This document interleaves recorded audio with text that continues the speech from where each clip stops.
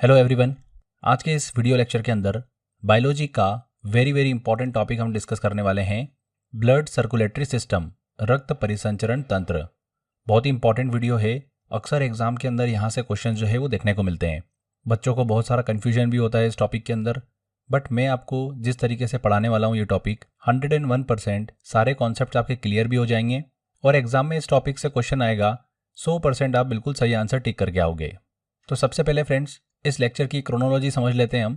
देखिए फ्रेंड्स, सबसे पहले हम बात करेंगे सर्कुलेटरी सिस्टम जो होते हैं वो क्या होता है। बेसिकली वो दो टाइप के होते हैं, एक होता है ओपन सर्कुलेटरी सिस्टम और दूसरा होता है क्लोज्ड सर्कुलेटरी सिस्टम। हम जो मानव होते हैं, ह्यूमन होते हैं, उनके अंदर क्लोज्ड सर्कुलेटरी सिस्टम ही पाया जाता है, ठीक है। और ऑर्थोपोडा और मोलस्का के अंदर ओपन सर्कुलेटरी सिस्टम जो है वो देखने को मिलता है, जैसे कि बिच्छू, मकड़ी, इनके अंदर ओपन सर्कुलेटरी सिस्टम होता है। अब ये क्या होता है ये भी हम जानेंगे। क्लोज्ड सर्कुलेटरी सिस्टम जो होता है ये भी देखिए दो टाइप का होता है, एक होता है ब्लड सर्कुलेटरी सिस्टम और एक होता है लिम्फ सर्कुलेटरी सिस्टम, रक्त परिसंचरण तंत्र, और एक होता है लसिका परिसंचरण तंत्र। ये जो रक्त परिसंचरण तंत्र है, ब्लड सर्कुलेटरी सिस्टम, इसी को हमको आज के इस लेक्चर के अंदर अच्छे से पढ़ना है। यही सबसे बड़ा सेक्शन है जहाँ से क्वेश्चंस पूछे जाते हैं। अब रक्त परिसंचरण तंत्र मतलब ब्लड सर्कुलेटरी सिस्टम के अंदर हम तीन चीज़ें डिस्कस करेंगे। क्या क्या डिस्कस करेंगे? ब्लड के बारे में जानेंगे, ब्लड किन किन चीज़ों से मिलकर बना होता है, उनकी कमी से या उनके बढ़ने से कौन कौन से रोग हो जाते हैं। इसके बाद हम ब्लड वेसल्स के बारे में बात करेंगे, रक्त वाहिनियों के बारे में। हमारी बॉडी के अंदर रक्त जो होता है, ब्लड होता है, वो किस तरीके से और किसके माध्यम से फ्लो होता है, वो ब्लड वेसल्स के अंदर हम स्टडी करेंगे। आर्टरीज, वेन्स और ब्लड कैपिलरीज के बारे में हम यहाँ पर जानेंगे। एंड उसके बाद तीसरा सेक्शन आता है इसके अंदर हार्ट के बारे में, हृदय, हार्ट की वर्किंग समझेंगे, हार्ट के स्ट्रक्चर को पहले समझेंगे। ये सारी चीज़ें हम यहाँ पर क्लियर करने वाले हैं। लिम्फ सर्कुलेटरी सिस्टम बहुत छोटा सा है, 1-2 मिनट में ही हो जाएगा ये तो, बट मेन जो है वो है ब्लड सर्कुलेटरी सिस्टम, जिसमें अंदर हमको ये तीन चीज़ें पढ़नी है, ठीक है। तो आई होप आपको ये पूरा क्रोनोलॉजी समझ में आ गई होगी इस लेक्चर की। चलिए एक एक करके सभी चीज़ों को समझना हम स्टार्ट करते हैं। देखिए सबसे पहले हमको समझना पड़ेगा कि सर्कुलेटरी सिस्टम भैया परिसंचरण तंत्र क्या होता है। इसको ऐसे समझ सकते हैं हम। देखिए हमारा शरीर है, शरीर के अंदर न्यूट्रिएंट्स होते हैं, बहुत सारी गैसेस होती है, एक्सक्रीटरी सब्सटेंस होते हैं, उत्सर्जी पदार्थ होते हैं। बॉडी के अंदर इनका सर्कुलेशन तो ज़रूरी होता ही है, एक जगह से दूसरी जगह पर। तो हमारे सिस्टम के अंदर इन सब चीज़ों का सर्कुलेशन ही क्या कहलाता है? सर्कुलेटरी सिस्टम कहलाता है, परिसंचरण तंत्र। क्लियर हुआ आपको? मनुष्य और बहुकोशिकीय जंतु जो होते हैं, मल्टी सेलुलर ऑर्गन्स मतलब मल्टी सेलुलर एनिमल्स, जिनका शरीर मल्टीपल कोशिकाओं मतलब मल्टीपल सेल से मिलकर बना होता है, उनके शरीर में न्यूट्रिएंट्स, पोषक पदार्थ, गैसें और उत्सर्जी पदार्थ मतलब एक्सक्रीटरी सब्सटेंस के परिवहन के लिए, सर्कुलेशन के लिए एक तंत्र होता है जिसे हम क्या बोलते हैं? सर्कुलेटरी सिस्टम या परिसंचरण तंत्र कहते हैं। क्लियर हो गया? थोड़ी थोड़ी आपको वर्किंग भी समझ में आ गई होगी। फिर भी हम एक बार इसके फंक्शंस को डिस्कस कर लेते हैं। फिर भी हम इसके फंक्शन को डिस्कस करें तो पोषक पदार्थ कौन कौन से हो गए, न्यूट्रिएंट्स कौन कौन से हो गए, ग्लूकोज, विटामिन, फैटी एसिड हो गए, वसी अम्ल हो गए। इनको क्या करते हैं? ऑब्जर्व करके शरीर के अलग अलग भागों तक पहुंचाने का काम होता है, ठीक है, इस सिस्टम का। फिर नाइट्रोजनी सब्सटेंस होते हैं, जैसे यूरिक अम्ल होता है, यूरिया, अमोनिया होता है। इनको शरीर के अलग अलग भागों से उत्सर्जी अंगों तक पहुंचाने का काम होता है सर्कुलेटरी सिस्टम का। इसके अलावा लंग्स से टिश्यू और सेल्स तक ऑक्सीजन को पहुंचाने का काम भी सर्कुलेटरी सिस्टम का होता है। एंड सर्कुलेटरी सिस्टम का एक सबसे इंपॉर्टेंट काम भी होता है हार्मोन का सर्कुलेशन करना, परिवहन करना। तो ये इसके फंक्शंस होते हैं। आई होप आपको क्लियर हो गया होगा। आगे बात करते हैं सर्कुलेटरी सिस्टम जो होते हैं वो कितने प्रकार के होते हैं। तो बेसिकली दो प्रकार के सर्कुलेटरी सिस्टम हमको देखने को मिलते हैं। एक होता है ओपन सर्कुलेटरी सिस्टम और एक होता है क्लोज्ड सर्कुलेटरी सिस्टम। अब एक बेसिक अंतर तो आप इतना जान लो, ओपन सर्कुलेटरी सिस्टम में क्या होगा भैया, किसी भी जीव की बॉडी के अंदर जो ब्लड फ्लो होता है वो नलियों में फ्लो होता है, ठीक है। तो अगर वो उसकी बॉडी में कंप्लीट तरीके से नलियों में ही फ्लो हो तो वो हो जाएगा क्लोज्ड, ठीक है। ब्लड को बिल्कुल क्लोज करके रखा है नलियों में, ब्लड डक्ट्स के अंदर। पर अगर किसी जीव के अंदर ब्लड जो फ्लो हो रहा है वो नलियों में फ्लो होते होते खुले स्थान पर आ जाता है तो उसको क्या बोलेंगे हम? ओपन सर्कुलेटरी सिस्टम बोलेंगे। तो ये कॉमन एक डिफरेंस होता है, इसको हमको दिमाग में रखना है, ठीक है। तो आपके लिए समझना बिल्कुल आसान हो जाएगा। तो ओपन सर्कुलेटरी सिस्टम की बात कर रहे हैं तो जैसा मैंने आपको बताया, इसमें जो ब्लड होता है इस तरीके के सर्कुलेटरी सिस्टम में, वो कुछ देर के लिए ब्लड डक्ट्स में बहने के बाद खुले स्थान पर आ जाता है। इस तरीके का सर्कुलेटरी सिस्टम परिसंचरण तंत्र ऑर्थोपोडा और मोलस्का में पाया जाता है। ऑर्थोपोडा और मोलस्का के अंदर आने वाले जीव जंतु जो होते हैं उनके अंदर हमको ओपन सर्कुलेटरी सिस्टम देखने को मिलता है और सीधे सीधे एग्जाम में क्वेश्चन पूछते हैं ये, इसलिए ध्यान रखना। जैसे कि हमारे मकड़ी हो गई, बिच्छू हो गए, इन सभी में ओपन सर्कुलेटरी सिस्टम जो है वो देखने को मिलता है। अब एक और चीज़, चूंकि ओपन सर्कुलेटरी सिस्टम है भैया, बीच में आके एकदम से खुला स्थान हमको देखने को मिलता है, तो ऑब्वियस सी बात है यहाँ पर लो प्रेशर हमको देखने को मिलेगा। तो इस तरीके के सर्कुलेटरी सिस्टम में कम दाब मतलब लो प्रेशर और लो स्पीड में ब्लड जो है वो बहता हुआ दिखता है हमको। ठीक है, तो ये हमने बात करी ओपन सर्कुलेटरी सिस्टम की। अब बात करते हैं क्लोज सर्कुलेटरी सिस्टम की। ह्यूमंस के अंदर क्लोज्ड सर्कुलेटरी सिस्टम ही होता है। इस प्रकार के परिसंचरण तंत्र में मैंने आपको बताया था कि ब्लड जो होता है वो क्लोज डक्ट्स में बहता है, बंद नलियों में बहता है, कभी भी खुले स्थान पर नहीं आता है। इस प्रकार के तंत्र में हमको हाई प्रेशर और हाई स्पीड में रक्त जो है बहता हुआ नजर आता है। क्लियर? इस सिस्टम में हमको सब्सटेंस जो होते हैं, पदार्थ होते हैं, उनका आदान प्रदान ऊतक द्रव्य मतलब टिश्यू फ्लूइड के द्वारा देखने को मिलता है। और ये परिसंचरण तंत्र हमको वर्टिब्रेट्स के अंदर देखने को मिलता है, कशेरुकी जंतुओं के अंदर देखने को मिलता है। वर्टिब्रेट्स क्या होते हैं? बहुत आसान तरीके समझ सकते हैं, वे जंतु जिनके पास रीढ़ की हड्डी होती है, मेरुदंड होता है, उन्हीं एनिमल्स को क्या बोलते हैं? वर्टिब्रेट्स बोलते हैं, मतलब कशेरुकी जंतु बोलते हैं। ये चीज क्लियर हो गई हमको? तो क्लोज्ड सर्कुलेटरी सिस्टम और ओपन सर्कुलेटरी सिस्टम क्लियर हो गया होगा आपका। अब आगे बात करते हैं। जैसा मैंने आपको बताया कि क्लोज सर्कुलेटरी सिस्टम जो है ये हमको ह्यूमन के अंदर देखने को मिलता है, तो हमको ह्यूमन सर्कुलेटरी सिस्टम जो है वो पढ़ना है। ह्यूमन सर्कुलेटरी सिस्टम, मानव परिसंचरण तंत्र। ठीक है, तो मनुष्य के शरीर में फ्रेंड्स दो तरीके के परिसंचरण तंत्र जो है हमको देखने को मिलते हैं। एक होता है ब्लड सर्कुलेटरी सिस्टम, रक्त परिसंचरण तंत्र, और एक होता है लसिका परिसंचरण तंत्र जिसे बोलते हैं lymph circulatory system. Lymph circulatory system तो बहुत ही छोटा है, बहुत ही बेसिक है, 1-2 मिनट में आपको समझ में आ जाएगा। ब्लड सर्कुलेटरी सिस्टम को हमको अच्छे से पढ़ना है। ठीक है, तो सबसे पहले बात करते हैं कि भैया ब्लड सर्कुलेटरी सिस्टम की खोज किसने करी थी। तो विलियम हॉर्वे नामक एक वैज्ञानिक थे, 1928 में उन्होंने ब्लड सर्कुलेटरी सिस्टम की खोज करी थी। रक्त परिसंचरण तंत्र ब्लड सर्कुलेटरी सिस्टम को कार्डियोवास्कुलर सिस्टम भी कहते हैं। क्या कहते हैं? हृदय संवहनी तंत्र भी कहते हैं, क्योंकि पूरे शरीर में रक्त के संचरण में हृदय की सबसे ज्यादा भूमिका जो है वो देखने को मिलती है, इसीलिए इसको कार्डियोवास्कुलर सिस्टम भी कहा जाता है। अब ब्लड सर्कुलेटरी सिस्टम जो हम पढ़ रहे हैं इसके मेन 3 भाग होते हैं, ब्लड, हार्ट और ब्लड वेसल्स। ठीक है, तीनों को हम एक एक करके डिस्कस करेंगे। क्वेश्चंस यहीं से पूछे जाते हैं और बहुत ज़्यादा एग्जाम के अंदर क्वेश्चंस देखने को मिलते हैं, तो ध्यान से समझना। टेस्ट वाले सेक्शन में मैंने 50 से 60 क्वेश्चंस दे रखे हैं इस टॉपिक से रिलेटेड। अगर आप टॉपिक को अच्छे समझोगे तो सारे क्वेश्चन आपके चुटकियों में सॉल्व हो जाएंगे, पर अगर ध्यान से नहीं पढ़ोगे तो क्वेश्चन में अटक जाओगे। इसलिए हर एक जो मैं आपको यहाँ पर इन्फॉर्मेशन दे रहा हूँ, सारी की सारी information exam point of view से बहुत इंपॉर्टेंट है और पूछी गई एग्जाम के अंदर। फालतू चीज़ें हम बिल्कुल भी डिस्कस नहीं कर रहे हैं। ठीक है, एक एक मिनट हमारे लिए बहुत ही इंपॉर्टेंट है। चलिए सबसे पहले हम बात करते हैं ब्लड के बारे में, रक्त के बारे में। तो ब्लड क्या होता है? देखिए, ब्लड जो होता है एक प्रकार का फ्लूइड कनेक्टिव टिश्यू होता है। मैंने आपको टिश्यू वाले लेक्चर में, ऊतक वाले लेक्चर में बताया था कि कनेक्टिव टिश्यू क्या होता है। कनेक्टिव टिश्यू का काम क्या होता है? हमारे शरीर के अलग अलग भागों को आपस में जोड़ने का काम होता है। ठीक है, हमने अच्छे से पढ़ा था और उसमें मैंने आपको बताया भी था कि ब्लड जो होता है हमारी बॉडी के अंदर एकमात्र फ्लूइड कनेक्टिव टिश्यू होता है। ठीक है, तो ये सीधे सीधे एग्जाम के अंदर पूछते हैं कि ब्लड क्या है, तो ब्लड एक फ्लूइड कनेक्टिव टिश्यू है। क्लियर हुआ आपको? अब देखिए, एक स्वस्थ मनुष्य जो होता है उसके शरीर के अंदर 5 से 6 लीटर रक्त जो है वो हमको देखने को मिलता है, जो कि उस व्यक्ति के बाहर का लगभग 7 से 8% होता है। ठीक है, रक्त का जो पीएच मान होता है, पीएच वैल्यू जो होती है वो 7.3 से 7.4 के बीच में होती है। ये चीज क्लियर हुई? एग्जाम के अंदर क्वेश्चन पूछते हैं, इसलिए ये ध्यान रखिएगा। अब देखिए, बात करते हैं कि ब्लड के अंदर हमको किस तरीके की चीजें देखने को मिलती हैं। ब्लड का संगठन, ब्लड का जो स्ट्रक्चर होता है वो क्या होता है, उसको हम समझते हैं। मनुष्यों का जो ब्लड होता है उसके अंदर 55%, 55% जो होता है वो प्लाज्मा पाया जाता है और 45% जो होती है वो ब्लड सेल्स होती है। ये ब्लड के अंदर क्या होता है हम उसको लेकर डिस्कस कर रहे हैं। 55% क्या है? प्लाज्मा है। अब आपके दिमाग में बात आ रही होगी कि प्लाज्मा क्या है। प्लाज्मा कुछ भी नहीं है, एक प्रकार से इसको समझ लो कि पानी ही है। 90% पानी होता है इसमें और 10% कुछ सब्सटेंस होते हैं, अन्य पदार्थ होते हैं। तो इस तरीके से हमारे ब्लड के अंदर सबसे ज्यादा प्लाज्मा जो है वो पाया जाता है, 55%। अब 45%, 45% जो ब्लड सेल्स होती है वो कौन कौन सी होती है? तो वो 3 तरीके की होती है। एक होती है आरबीसी, एक होती है डब्ल्यूबीसी और तीसरी होती है platelets. Red blood cell, white blood cell और प्लेटलेट्स। ठीक है, तो ये 3 तरीके की सेल्स जो है हमको देखने को मिलती हैं।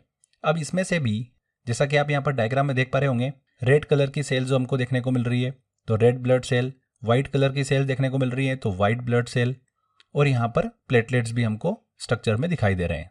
अब इनकी मात्राओं की बात करें तो आरबीसी सबसे ज़्यादा होती है, प्लेटलेट्स उसके बाद होते हैं और सबसे कम होती है डब्ल्यूबीसी, व्हाइट ब्लड सेल। तो ये चीज़ आपको क्लियर हो गई। अब एक एक करके इन सब चीज़ों को भी हम अच्छे से डिस्कस कर लेते हैं। सबसे पहले बात करते हैं फ्रेंड्स हम प्लाज्मा की। प्लाज्मा क्या होता है, जैसा कि मैंने अभी आपको बताया 90% इसके अंदर क्या होता है, पानी होता है। ये एक हल्का पीला पारदर्शी और एक चिपचिपा लिक्विड होता है। प्लाज्मा के अंदर बेसिकली 2 प्रमुख प्रोटीन जो होते हैं वो पाए जाते हैं। इन दोनों प्रोटीन का नाम क्या है, एल्ब्यूमिन और फाइब्रिनोजेन। ये 2 प्रोटीन जो है वो प्लाज्मा के अंदर मुख्य रूप से पाए जाते हैं। एल्ब्यूमिन का काम क्या होता है, इसका निर्माण जो होता है वो यकृत में होता है और ये शरीर की रोग प्रतिरोध क्षमता जो होती है, वायरसेस से लड़ने की जो क्षमता होती है, उसको बढ़ाने में मदद करता है।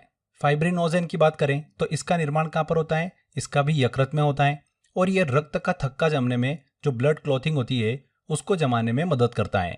ठीक है, रक्त का थक्का, ब्लड क्लॉथिंग क्या होती है हम आगे पढ़ने भी वाले हैं, बट ये चीज़ ध्यान रखिएगा कि रक्त का थक्का, ब्लड क्लॉथिंग में फाइब्रिनोजेन जो प्रोटीन होता है वो मदद करता है। ठीक है, इसके अलावा रक्त प्लाज्मा में बहुत सारे आयन्स भी उपस्थित होते हैं, जैसे कि sodium ion, calcium ion, magnesium ion. ये सभी आयन्स जो है ब्लड प्लाज्मा में देखने को मिलते हैं। ठीक है, ये चीज़ क्लियर हो गई। तो ये कंपोजिशन ऑफ ब्लड के अंदर हमने प्लाज्मा को अच्छे से डिस्कस किया है। अब हम आरबीसी, डब्ल्यूबीसी और प्लेटलेट्स की बात करते हैं, जो कि ब्लड में उपस्थित 45% हिस्सा होता है। 55% हिस्सा होता है प्लाज्मा का। सबसे पहले बात करते हैं रेड ब्लड सेल की, लाल रक्त कणिकाओं की। आरबीसी को एरिथ्रोसाइट्स के नाम से भी जाना जाता है। किस नाम से, एरिथ्रोसाइट्स के नाम से। ये रक्त के अंदर 90% मौजूद होती है और आरबीसी का जीवन काल जो होता है वो 120 दिन का होता है। जो रेड ब्लड सेल होती है, इसकी जो लाइफ साइकिल होती है वो 120 दिन की होती है और ये केवल वर्टिब्रेट एनिमल्स जो होते हैं, जिनमें रीढ़ की हड्डी होती है, उन्हीं में पाई जाती हैं। आरबीसी का निर्माण कहाँ पर होता है, अस्थि मज्जा में होता है, बोन मैरो में होता है। क्लियर। और आरबीसी की जो मृत्यु होती है, जिसे आरबीसी का कब्रिस्तान भी कहा जाता है, वो जगह कौन सी होती है, प्लीहा होती है, स्प्लीन। तो ये चीज़ एग्जाम के अंदर पूछी जाती है, ध्यान रखिएगा इस चीज़ को। इसे तिल्ली के नाम से भी जाना जाता है। आरबीसी का कब्रिस्तान कहा जाता है प्लीहा को और आरबीसी का निर्माण होता है बोन मैरो के अंदर। ये चीज़ बहुत इंपॉर्टेंट है। यहाँ पर हमने प्लीहा की बात करी, स्प्लीन की बात करी, तो ये क्या होता है इसको भी हम समझ लेते हैं। देखिए, मानव शरीर का ये ब्लड बैंक भी कहा जाता है। मानव शरीर में एक बीन के आकार का बहुत बड़ा लिम्फोइड एक ऑर्गन होता है, जो कि हमारे पेट में स्थित होता है। ये रक्त को स्टोर करने का और फिल्टर करने का काम करता है। इसी के साथ साथ ये पुरानी आरबीसी जो लाल रक्त कोशिकाएं होती हैं, सेल्स होती हैं, उनको नष्ट करने का भी काम करता है। इसीलिए प्लीहा को आरबीसी का कब्रिस्तान कहते हैं। आरबीसी के वर्क की बात करते हैं, इसके फंक्शन की बात करते हैं, तो ऑक्सीजन और कार्बन डाइऑक्साइड का संवहन करने का काम जो होता है वो किसका होता है, आरबीसी का होता है। सीधे सीधे एग्जाम में क्वेश्चन पूछते हैं, इस चीज़ को ध्यान रखिएगा। आरबीसी में हीमोग्लोबिन नामक एक प्रोटीन पाया जाता है, जिसके कारण रक्त का जो रंग होता है वो लाल होता है। एग्जाम के अंदर ऐसा क्वेश्चन आपसे पूछ लेते हैं कि रक्त का जो लाल रंग होता है वो किस प्रोटीन की उपस्थिति के कारण होता है, तो आरबीसी में हीमोग्लोबिन नामक एक प्रोटीन उपस्थित होता है, जिसके कारण रक्त का रंग जो होता है वो लाल होता है। अब अगर आरबीसी की बॉडी के अंदर कमी हो जाएगी रेड ब्लड सेल की, तो उससे हमको मोटे मोटे 2 रोग देखने को मिलते हैं। एक है एनीमिया, जिसे अरक्तता बोलते हैं, और दूसरा है पीलिया, जिसे जॉइंडिस कहा जाता है। आप कभी भी अगर अपना ब्लड टेस्ट कराते हो तो उसमें आपको आरबीसी, डब्ल्यूबीसी और प्लेटलेट्स काउंट जो है वो रिपोर्ट में देखने को मिलते हैं। इसके बाद हम बात करते हैं वाइट ब्लड सेल की। बहुत ही इंपॉर्टेंट है ये, यहाँ से भी क्वेश्चंस पूछे जाते हैं। वाइट ब्लड सेल को ल्यूकोसाइट्स के नाम से भी जाना जाता है। किस नाम से, ल्यूकोसाइट के नाम से। रक्त में ये सबसे कम मात्रा में उपस्थित होती हैं वाइट ब्लड सेल, और इनका जीवन जो होता है ना, मात्र 3 से 4 दिन का होता है। लाइफ साइकिल बहुत ही कम होती है, 3 से 4 दिन की। पर ब्लड के अंदर आकार में वाइट ब्लड सेल जो होती है वो सबसे बड़ी होती है। इसका भी निर्माण जो है वो बोन मैरो में होता है। कभी कभी इसका निर्माण जो है वो लीवर और स्प्लीन में भी देखने को मिलता है, और इसकी डेथ जो होती है वो रक्त में ही हो जाती है, डब्ल्यूबीसी की। अब हम बात करें कि डब्ल्यूबीसी का फंक्शन क्या होता है, उसका काम क्या होता है ब्लड के अंदर, तो ये एंटीबॉडी का निर्माण करने का काम करती हैं, प्रतिरक्षा प्रोटीन बनाने का काम करती हैं, जो कि शरीर का इम्यून सिस्टम जो होता है प्रतिरोधक क्षमता जो होती है उसको बढ़ाती हैं, रोगाणुओं से रक्षा करने का काम करती हैं, साथ ही साथ घाव भरने में भी मदद करती हैं। WBC, ठीक है, वाइट ब्लड सेल। अब हमारे रक्त में 5 प्रकार की WBC जो होती है वो देखने को मिलती हैं। लिम्फोसाइट्स, मोनोसाइट्स, इओसिनोफिल्स, न्यूट्रोफिल्स और बेसोफिल्स। ये 5 तरीके की WBC जो है वाइट ब्लड सेल वो देखने को मिलती हैं। इसमें से देखिए 2-3 बहुत ही इंपॉर्टेंट है, मैं बताता हूँ आपको कौन कौन सी। लिम्फोसाइट, अभी हमने बात भी करी थी कि ये जो वाइट ब्लड सेल होती है, श्वेत रक्त कणिकाएं होती है, ये एंटीबॉडीज बनाने का काम करती हैं और हमको बीमारियों से बचाती हैं। मोनोसाइट्स की बात करते हैं तो ये आकार में सबसे बड़ा होता है, जो कि घाव को भरने में मदद करता है। इसके बाद बची हुई 3 जो WBC है, इओसिनोफिल्स, न्यूट्रोफिल्स और बेसोफिल्स, ये तीनों जो श्वेत रक्त कणिकाएं हैं, ये एक प्रकार की बहुत ही सूक्ष्म कण की बनी हुई होती हैं। वाइट ब्लड सेल में बहुत सारे अलग अलग प्रकार के माइक्रो पार्टिकल्स जो होते हैं वो पाए जाते हैं, जिन्हें क्या बोला जाता है, ग्रेन्युलोसाइट्स बोला जाता है। और ये माइक्रो पार्टिकल्स सूक्ष्म कण जो होते हैं ये कौन कौन से होते हैं, इओसिनोफिल्स, न्यूट्रोफिल्स और बेसोफिल्स। इओसिनोफिल्स की बात करें तो ये इम्यूनिटी मतलब प्रतिरक्षण और एलर्जी का कार्य करती हैं। न्यूट्रोफिल्स की बात करें तो ये बैक्टीरिया और अन्य पदार्थों को नष्ट कर देती हैं, इसी कारण से इसे माइक्रोफेज भी कहा जाता है। बेसोफिल्स की बात करें तो हिपेरिन, हिस्टामिन और सीरोटोनिन जैसे केमिकल सब्सटेंस का ये क्या करती है, स्त्रावण करती हैं बेसोफिल्स। ये चीज़ आपको क्लियर हो गई। अब बात करते हैं कि WBC की अगर बॉडी के अंदर कमी हो जाए तो उससे कौन कौन से रोग हमको देखने को मिलते हैं। तो WBC की कमी से होने वाले रोग जो होते हैं वो होता है एड्स। HIV वायरस के कारण ये होता है, जिसमें WBC की जो संख्या होती है वो कम हो जाती है। वहीं ब्लड कैंसर के दौरान भी WBC की मात्रा जो है वो कम हो जाती है। अब एक चीज़ और ध्यान रखिएगा फ्रेंड्स, एग्जाम में पूछा जाता है, WBC की मात्रा अगर कम हो जाती है बॉडी के अंदर तो वो इंडिकेशन होता है ल्यूकोपीनिया का। वहीं WBC की मात्रा अगर बढ़ जाती है तो वो इंडिकेशन होता है ल्यूकेमिया का। तो ये एग्जाम के अंदर पूछा जाता है, ठीक है। विटामिन ए जो होता है वो रक्त में WBC को बढ़ाने का काम करता है, इसलिए आप गाजर खाइएगा। गाजर खाने से आपको विटामिन ए मिलता है, जिससे आपकी प्रतिरक्षा प्रणाली जो होती है बॉडी की, एंटीबॉडी बनने की जो क्षमता होती है वो अच्छी बनेगी, तो आप कम बीमार पड़ेंगे, ठीक है। चलिए आगे बात करते हैं फ्रेंड्स अब हम प्लेटलेट्स की। प्लेटलेट्स क्या होते हैं, देखिए इसे थ्रोम्बोसाइट्स के नाम से भी जाना जाता है। किस नाम से, थ्रोम्बोसाइट्स के नाम से। ये केवल मैमेलियस में देखने को मिलता है, जो स्तनधारी जो जानवर होते हैं, जंतु होते हैं, उन्हीं में प्लेटलेट जो है वो पाए जाते हैं। ब्लड के अंदर इनकी जो संख्या होती है वो कितनी होती है, 4.5 लाख से 6 लाख प्रति लीटर होती है। कितनी, ये एग्जाम में पूछी जाती है, 4.5 लाख से 6 लाख प्रति लीटर। और इनकी जो लाइफ साइकिल होती है वो होती है 8 से 12 दिन की। अब इसका फंक्शन क्या होता है बॉडी के अंदर, जहाँ पर भी शरीर में कट लग जाता है, रक्त का बहाव होने लगता है, तो उसे रोकने का काम करते हैं प्लेटलेट्स। और रक्त का थक्का मतलब ब्लड क्लॉथिंग बनाने में ये मदद करते हैं प्लेटलेट्स, ठीक है। बहुत इंपॉर्टेंट है, इस चीज़ को ध्यान रखिएगा।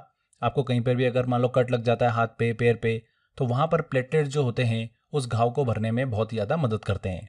क्लियर हुआ ये चीज़। प्लेटलेट्स की कमी से होने वाले रोगों की बात करें तो चिकनगुनिया, डेंगू जैसी बीमारियां जो है वो प्लेटलेट्स की कमी के कारण हमको देखने को मिलती है, जिसमें शरीर में मौजूद प्लेटलेट जो है वो लगातार गिरते जाते हैं। डेंगू में तो प्लेटलेट्स की मात्रा बहुत ही ज़्यादा कम हो जाती है, किसी किसी केस में तो ये 20-20, 25-25 हज़ार तक आ जाते हैं, जहाँ पर लाइफ की रिस्क भी खड़ी हो जाती है। डेंगू जो बीमारी होती है वो एडिस एजिप्टी मच्छर के काटने से होती हैं। किससे होती हैं, एडिस एजिप्टी मच्छर के काटने से। ये चीज़ आप ध्यान रखिएगा। आगे बात करते हैं फ्रेंड्स, हम ब्लड क्लॉथिंग की बात कर रहे हैं बार बार, रक्त का थक्का जमने की। तो ये क्या होता है इसको हम समझते हैं। देखिए चोट लगने के कारण जब रक्त वाहिका जो होती है, ब्लड वेसल्स होती हैं, जहाँ पर ब्लड जो होता है वो घूमता रहता है। बॉडी के अंदर नलियाँ होती हैं जिसके अंदर जो ब्लड होता है वो क्या करता है, इधर से उधर ट्रेवल करता रहता है। अब अगर चोट लग जाती है तो ये ब्लड वेसल जो होती है वो क्या होती है, फट जाती हैं, जिसकी वजह से ब्लड जो है वो बहना स्टार्ट कर देता है। तब क्या होता है, एक सेमी सॉलिड मटेरियल होता है जेली जैसा, वो वहाँ पर आकर क्या करता है, जम जाता है। जैसा कि आप यहाँ पर देख सकते हैं डायग्राम के अंदर, ये ब्लड वेसल्स थी, ये जैसे ही फटी यहाँ से ब्लड जो है वो निकलना स्टार्ट हुआ। बट प्लेटलेट्स ने क्या किया, सेमी सॉलिड मटेरियल जैसा यहाँ पर एक थक्का जमा दिया, जिसे ही हम क्या बोलते हैं, रक्त का थक्का बोलते हैं। तो ये चीज़ आपको क्लियर हो गई। ब्लड क्लॉथिंग क्या होती है, इसके अंदर प्लेटलेट जो होते हैं ये रक्त का थक्का जमने में मदद करते हैं। अब बॉडी के अंदर दोस्तों क्या होता है, ब्लड क्लॉथिंग जब होती है उस दौरान हमको एक रिएक्शन देखने को मिलती है। वो क्या रिएक्शन होती है जिसकी वजह से ब्लड क्लॉथिंग होती है, रक्त का थक्का जमता है, वो होती है फाइब्रिन नामक एक प्रोटीन होता है जो कि ब्लड सेल्स के साथ में मिलता है और क्या करता है, ब्लड क्लोथिंग कर देता है, मतलब रक्त का थक्का बना देता है। अब ये फाइब्रिन प्रोटीन जो होता है इसका निर्माण कैसे होता है बॉडी के अंदर, ये होता है थ्रोम्बिन प्लस फाइब्रोनोजेन के द्वारा। अब फाइब्रिन का निर्माण कैसे होता है, एक एंजाइम होता है थ्रोम्बिन करके, वो फाइब्रिनोजेन के साथ मिलता है और फाइब्रिन का निर्माण करता है। फाइब्रिनोजेन क्या है, ये एक ग्लाइकोप्रोटीन कॉम्प्लेक्स होता है जो कि लीवर के द्वारा उत्पन्न किया जाता है। थ्रोम्बिन उसके साथ मिलता है और फाइब्रिन का निर्माण करता है, और यही फाइब्रिन जो होता है वो ब्लड सेल के साथ में मिलकर ब्लड क्लोथिंग कर देता है। अब हमने यहाँ पर एक एंजाइम थ्रोम्बिन की बात करी, तो थ्रोम्बिन का निर्माण कैसे होता है, थ्रोम्बिन का निर्माण होता है हमारी बॉडी के अंदर थ्रोम्बोप्लास्टिन, प्रोथ्रोम्बिन और कैल्शियम मिलकर क्या बनाते हैं, थ्रोम्बिन बनाते हैं।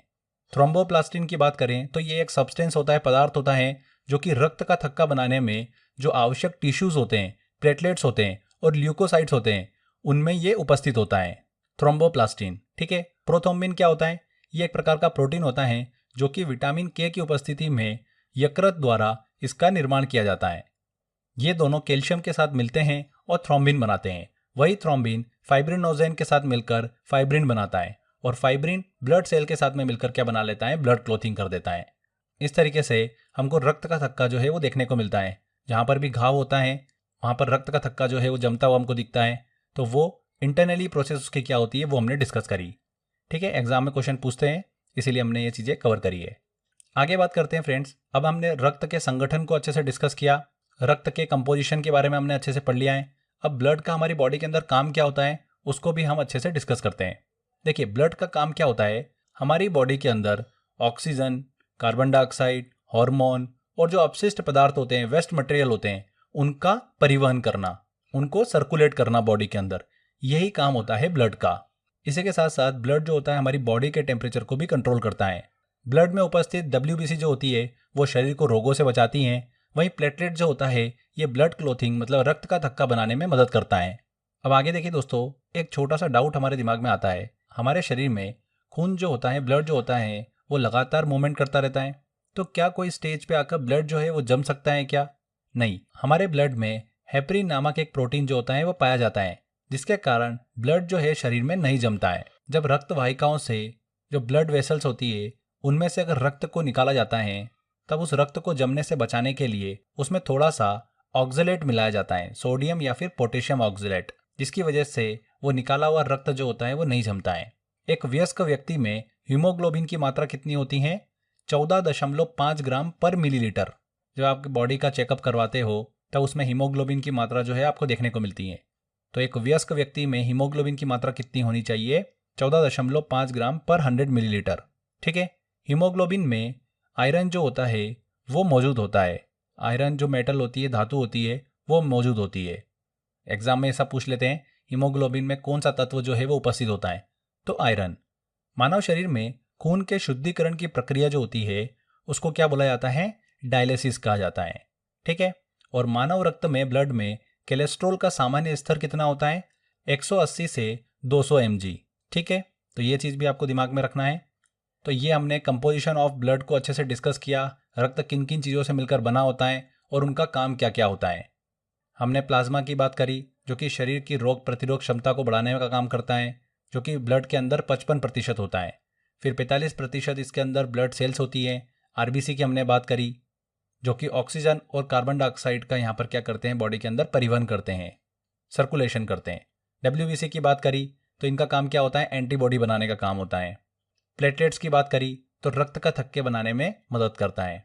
अब आगे बात करते हैं ब्लड वेसल्स की, रक्त वाहिनियों की। हमारे बॉडी के अंदर रक्त जो है, ब्लड जो है वो एक जगह से दूसरी जगह पर जा रहा है, तो वो किसके जरिए जा रहा है? वो ब्लड वेसल्स के जरिए जा रहा है।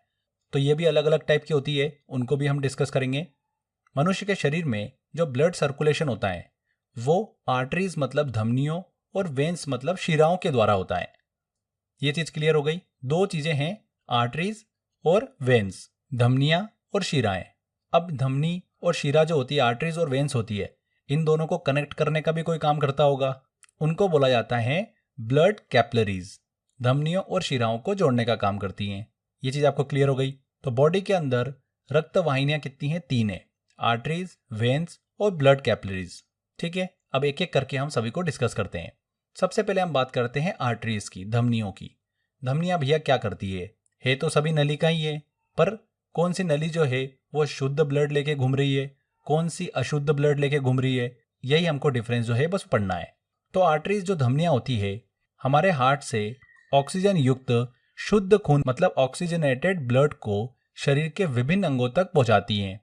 देखिए अब एक छोटी सी चीज है, अगर ब्लड के अंदर ऑक्सीजन मिली हुई है तो वो हो गया शुद्ध खून, प्योर ब्लड हो गया। अगर ब्लड के अंदर ऑक्सीजन नहीं मिली हुई है, कार्बन डाइऑक्साइड मिली हुई है, तो वो हो गया अशुद्ध खून। ये चीज आपको क्लियर हो गई। तो आर्टरीज जो होती है, धमनियां जो होती है, वो ऑक्सीजन युक्त शुद्ध खून को शरीर के विभिन्न अंगों तक ले जाने का काम करती हैं। आर्टरीज मतलब शुद्ध खून ले जा रही होगी, ठीक है। अब इसमें एक अपवाद हमको देखने को मिलता है, पल्मोनरी आर्टरी, पल्मोनरी धमनी। ये एकमात्र ऐसी धमनी है, एकमात्र ऐसी आर्टरी है जो कि अशुद्ध रक्त को ले जाती हैं। कहाँ से ले जाती हैं? हमारे हार्ट से लंग्स तक ले जाती हैं। ये हमारी बॉडी में कहाँ पर स्थित होती है ये हम आगे मैप में अच्छे से डिस्कस भी करेंगे। जब मैं आपको डायग्रामेटिकली थोड़ी चीज़ें अच्छे से डिस्कस करूंगा उसमें मैं आपको बताऊंगा भी सही कि पल्मोनरी आर्टरी जो होती है ये अशुद्ध रक्त को ले जाने का काम करती हैं, हृदय से लंग्स की तरफ। जो हमारा हार्ट होता है वहां से फेफड़ों की तरफ में लेके जाती है अशुद्ध रक्त को पल्मोनरी धमनी, ठीक है। इसके बाद एक और हमको धमनी देखने को मिलती है जिसे कहा जाता है महाधमनी। इसको इंग्लिश में बोला जाता है अओर्टा। ये हमारे शरीर की सबसे बड़ी आर्टरी होती है, धमनी होती है, जो कि लेफ्ट वेंट्रिकल्स, अभी आगे हम पढ़ेंगे, हमारे हार्ट जो होता है उसमें 4 चेंबर देखने को मिलते हैं, उन्हीं चेंबर में से एक है लेफ्ट वेंट्रिकल। वही लेफ्ट वेंट्रिकल से ये शुद्ध रक्त को शरीर के अलग अलग भागों में पहुंचाने का काम करती है महाधमनी, ठीक है। ये चीज आपको क्लियर हो गई। इसके बाद हम बात करते हैं वेन्स की, शिराओं की। तो शिराएं जो होती है, वेन जो होती हैं, ये हमारी बॉडी में अशुद्ध खून मतलब ऐसा ब्लड जिसमें कार्बन डाइऑक्साइड मिली हो उसको ले जाने का काम करती हैं, और शरीर के विभिन्न अंगों से हार्ट में ये अशुद्ध रक्त को ले जाने का काम करती हैं शिराएं, ठीक है। शरीर के अलग अलग अंगों से जो अशुद्ध रक्त हमारे हार्ट की तरफ आता है उसको लाने का काम कौन करती है? वेन्स करती हैं, शिराएं करती हैं। अब इसमें भी हमको एक अपवाद देखने को मिलता है, पल्मोनरी वेन्स, पल्मोनरी शिराएं। ये शुद्ध रक्त जो है वो ले जाने का काम करती हैं। भाई शुद्ध रक्त ले जाने का काम तो धमनी का होता है, आर्टरीज का होता है, पर एक ऐसी वेन होती है जो कि ये काम करती है, वो है पल्मोनरी वेन, ठीक है। ये लंग्स से मतलब फेफड़ों से हार्ट तक शुद्ध रक्त लेकर आती है, फिर हार्ट क्या करता है, इसको पंप करके शरीर के अलग अलग अंगों तक पहुंचा देता है। आगे हम हार्ट की वर्किंग को डिस्कस करेंगे तो वहां पर आपको सारी चीजें क्लियर भी हो जाएगी। इसमें एक महाशिरा भी होती है जिसे वेना कावा के नाम से जाना जाता है। किस नाम से? Vena cava. ये हृदय के बिल्कुल राइट भाग में स्थित होती हैं और ये अशुद्ध रक्त लेकर आती हैं हार्ट में, ठीक है। वेना कावा, जो कि देखिए शिरा का काम ही होता है अशुद्ध रक्त लेके आने का, तो वही करती है। ये सबसे बड़ी वेन होती है, इसीलिए इसको महाशिरा बोलते हैं, वेना कावा। ये चीज आपको क्लियर हो गई। आगे बात करते हैं ब्लड कैपिलरीज की। जैसा कि मैंने आपको बताया था कि ये रक्त कोशिकाएं होती हैं जो कि बहुत ही महीन रक्त वाहिनियां ब्लड वेसल्स की होती हैं, जो कि आर्टरीज और वेन्स को कनेक्ट करने का काम करती हैं, ब्लड कैपिलरीज, ठीक है। इसके बाद हम एक चीज और डिस्कस करते हैं, रक्तदाब मतलब ब्लड प्रेशर। ब्लड प्रेशर क्या होता है? देखिए जो हमारा हार्ट होता है वो क्या करता है? श्रिंक होता है फिर फैलता है, श्रिंक होता है फैलता है, मतलब संकुचित होता है और फिर ये खुलता है। तो इस तरीके से हमारा हार्ट वर्क करता है और इसी तरीके से हमारी हार्ट बीट बनती है, धक धक धक धक हम सुनते हैं उसको। तो जब हमारा हृदय जो होता है, हार्ट होता है, वो श्रिंक होता है, तब ये क्या करता है, आर्टरीज की दीवारों पर एक क्या करता है, प्रेशर डालता है। क्योंकि जब ये श्रिंक होता है ना हमारा हार्ट, तब क्या करता है, ब्लड को धमनियों में क्या करता है, पंप करता है, ऊपर की ओर फेंकता है ये। तो जब ऊपर की ओर फेंकता है तो धमनियों की दीवार पर, आर्टरीज की वॉल्स पर एक प्रेशर लगता है, उसी को हम क्या बोलते हैं, ब्लड प्रेशर बोलते हैं। समझ में आया आपको? एक वयस्क व्यक्ति होता है, उसका ब्लड प्रेशर जो होता है, रक्तचाप जो होता है, वो लगभग 120/80 mmHg होता है। इसको पढ़ा जाता है 120 सिस्टोलिक एंड 80 डायस्टोलिक, ठीक है। तो ये चीज ध्यान रखिएगा, 120/80 mmHg ये एक वयस्क व्यक्ति का ब्लड प्रेशर होता है। वृद्धावस्था में सामान्यतः ब्लड प्रेशर जो होता है वो कम हो जाता है, और ब्लड प्रेशर को जिस यंत्र से नापा जाता है उसे क्या कहा जाता है, स्फिग्नोमेनोमीटर कहा जाता है। इस यंत्र में पारा जो होता है वो भरा हुआ होता है, जहां पर जिससे हमको रीडिंग देखने को मिलती है। तो ये समझ में आया आपको? ये हमने फ्रेंड्स पढ़ा ब्लड वेसल्स को, जिसमें हमने धमनी मतलब आर्टरीज की बात करी, वेन्स की बात करी, शिराओं की बात करी, ब्लड कैपिलरीज की बात करी, जो कि दोनों को कनेक्ट करने का काम करती हैं, और ब्लड प्रेशर के बारे में हमने जाना। चलिए आगे बढ़ते हैं। अब बात करते हैं हम हार्ट के बारे में, हृदय के बारे में। बहुत ही इंटरेस्टिंग सेक्शन है ये, ध्यान से देखिएगा। देखिए हमारा जो हार्ट होता है वो हमारे फेफड़े जो होते हैं, लंग्स, उनके मध्य एक थोरेसिस कैविटी जो होती है, वक्ष गुहा, उसमें स्थित होता है। कहने का मतलब फेफड़ों के मध्य में स्थित होता है हमारा हार्ट। हमारा हार्ट जो होता है वो एक पंप अंग की तरह कार्य करता है, मतलब एक पंप की तरह काम करता है, जो कि शरीर के सभी अंगों में ब्लड वेसल्स मतलब रक्त वाहिकाओं के माध्यम से रक्त को पहुंचाने का काम करता है। हमारे अलग अलग अंगों से अशुद्ध रक्त आता है हार्ट पर, हार्ट उसको लंग्स पे भेज देता है। लंग्स के पास जाने के बाद वो शुद्ध होता है, मतलब उसके अंदर ऑक्सीजन मिल जाती है। फिर वो वापस हार्ट के पास आता है और हार्ट क्या करता है, उसको पंप करके शरीर के अलग अलग अंगों तक पहुंचा देता है। तो वही इसके अंदर बोला गया है, शरीर के सभी अंगों में ब्लड वेसल्स रक्त वाहिकाओं के माध्यम से रक्त पहुंचाता है। ठीक है। हार्ट जो होता है एक, देखिए फ्रेंड्स, स्पेशल मेम्ब्रेन से घिरा हुआ होता है। ये एक दोहरी झिल्ली होती है, जैसा कि आप यहाँ पर डायग्राम में देख सकते हैं। ये ब्लू कलर की आपको यहाँ पर देखिए एक स्ट्रिप दिख रही होगी। ये एक मेम्ब्रेन होती है, एक झिल्ली होती है, जिसको पेरिकार्डियम कहते हैं। क्या कहते हैं? पेरिकार्डियम। एग्जाम में पूछा जाता है ये कि हार्ट जो होता है वो एक दोहरी झिल्ली से घिरा हुआ होता है, जिसे क्या कहा जाता है? पेरिकार्डियम कहा जाता है। इस पेरिकार्डियम में क्या होता है? एक द्रव भरा होता है, जिसे पेरिकार्डियल द्रव मतलब पेरिकार्डियल फ्लूइड कहा जाता है। ये जो लिक्विड होता है ये बाहरी आघातों से, जो एक्सटर्नल शॉक्स होते हैं, उससे हमारे हार्ट को प्रोटेक्ट करने का काम करता है। समझ में आया आपको? तो पेरिकार्डियम दिमाग में रखिएगा, बहुत ही इंपॉर्टेंट चीज। आगे बात करते हैं हमारे हार्ट के स्ट्रक्चर को थोड़ा सा डिस्कस करें।